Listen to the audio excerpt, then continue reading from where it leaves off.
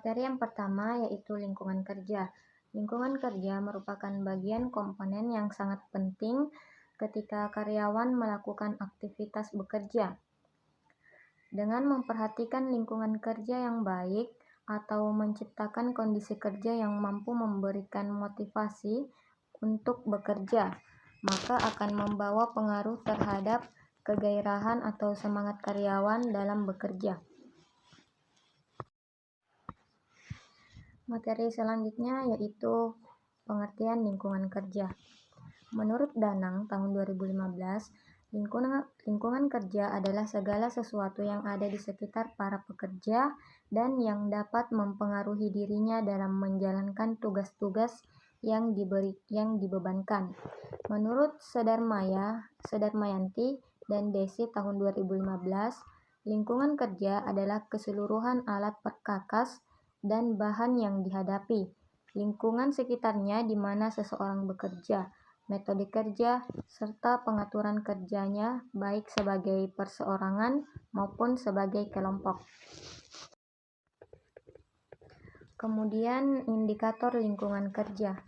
Indikator lingkungan kerja yang pertama yaitu penerangan atau cahaya di tempat kerja. Penerangan yang kurang maksimal juga berisiko membuat mata Anda menjadi lelah. Tanpa kedua faktor ini, sulit rasanya untuk bertahan di ruangan dalam jangka waktu yang panjang. Kemudian yang kedua, temperatur atau suhu udara di tempat kerja. Tempat kerja yang ideal sebaiknya mempunyai sirkulasi udara dan penerangan yang baik.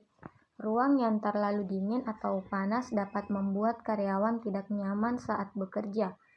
Kemudian yang ketiga, sirkulasi udara di tempat kerja. Sirkulasi udara yang baik memang diperlukan agar bisa menunjang fisik karyawan. Selain itu, suhu udara di dalam ruangan juga harus diperhatikan. Jangan sampai terlalu panas ataupun terlalu dingin, karena pastinya bisa mempengaruhi kinerja karyawan juga. Kemudian yang keempat yaitu kebisingan di tempat kerja. Apapun jenis tugas yang dilakukan, suara bising yang berlangsung terus-menerus dapat mengganggu konsentrasi karyawan. Perusahaan dapat mengendalikan sumber suara bising tersebut demi menciptakan suasana kerja yang tenang. Kemudian yang kelima yaitu hubungan karyawan.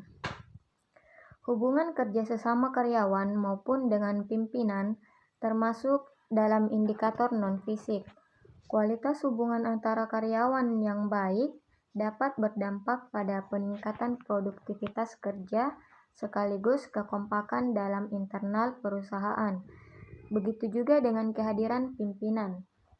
Penyelenggaraan kegiatan seperti outbound perusahaan termasuk salah satu upaya untuk meningkatkan kualitas hubungan sesama karyawan dan pemimpin dalam perusahaan. Dengan membentuk tim yang solid, perusahaan bisa fokus pada target yang ingin dicapai bersama-sama.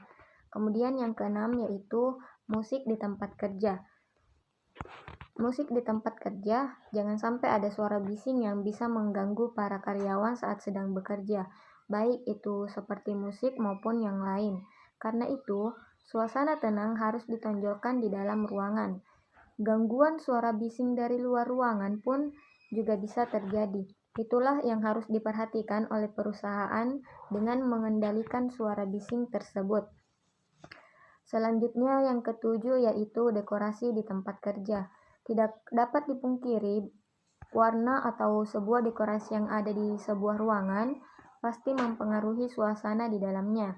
Demi bisa mendapatkan suasana yang tepat, maka penggunaan warna yang lembut di lingkungan kerja terbilang wajib, khususnya di bagian warna dinding ruang kerja.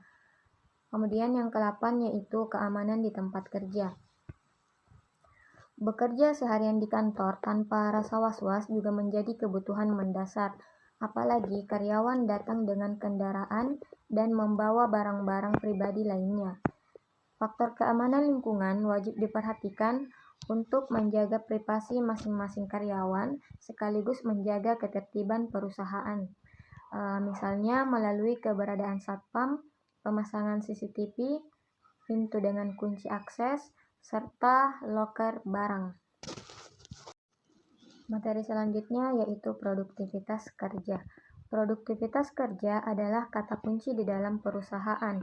Di perusahaan manapun, setiap karyawan biasanya dituntut untuk melakukan aktivitas produktif. Jika karyawan produktif, akan berdampak baik bagi perusahaan, minimal akan meningkatkan angka penjualan. Namun, belum tentu setiap karyawan bisa produktif terus-menerus. Ada kalanya menurun sehingga butuh stimulus untuk meningkatkan produktivitas kinerja karyawan. Secara umum, produktivitas kerja adalah mengukur kualitas dan kuantitas dalam satuan tertentu untuk mencapai hasil secara efektif. Dengan demikian, produktivitas ini berkaitan dengan input dan output. Hal ini bisa dilihat dari proses yang membutuhkan bahan dan waktu cukup lama. Ada dua elemen yang termasuk dalam produktivitas kerja, yaitu pertama, efektivitas yang berkaitan dengan unjuk kerja maksimal. Yang kedua yaitu efektivitas yang berkaitan dengan input dan realisasi penggunaannya.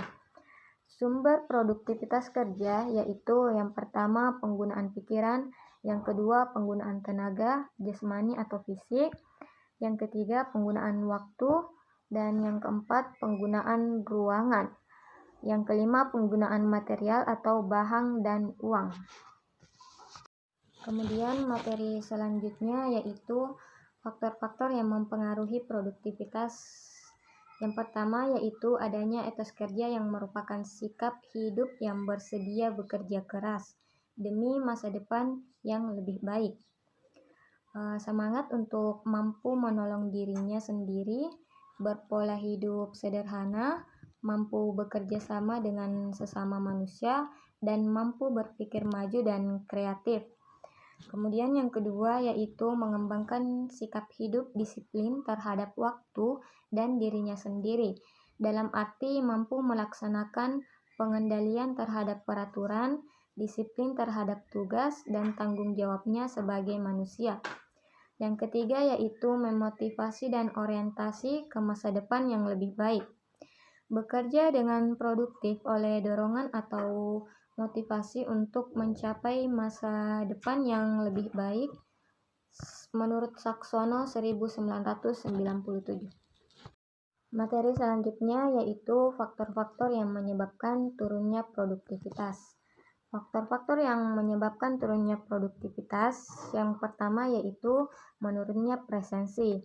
Presensi adalah bukti kehadiran pekerja yang nantinya dimasukkan ke dalam laporan perusahaan. Kemudian yang kedua, meningkatnya labor turnover atau perpindahan buruh tinggi. Turnover karyawan tinggi di sebuah perusahaan harus dihindari. Hal tersebut dikarenakan tingkat pergantian karyawan yang terlalu sering ini bisa menyebabkan operasional perusahaan menjadi terganggu. Dan yang ketiga yaitu meningkatnya kerusakan. Dan yang terakhir timbulnya kegelisahan, tuntutan, dan kemogokan. Kemudian materi yang terakhir yaitu faktor-faktor yang menentukan produktivitas kerja. Faktor-faktor yang menentukan produktivitas kerja yaitu yang pertama, pekerjaan yang menarik upah yang baik. Kemudian yang kedua, keamanan perlindungan dalam pekerjaan. Kemudian yang ketiga, lingkungan atau suasana kerja yang baik. Yang keempat, promosi dan perkembangan diri mereka sejalan dengan perkembangan perusahaan. Yang kelima, merasa terlibat dalam kegiatan-kegiatan organisasi. Dan yang keenam, pengertian dan simpati atas persoalan-persoalan pribadi. Ketujuh, kesetiaan pimpinan pada diri si pekerja. Dan yang kedelapan, disiplin kerja yang keras. Itulah tadi presentasi dari saya, kurang lebihnya mohon dimaafkan. Sekian, assalamualaikum warahmatullahi wabarakatuh.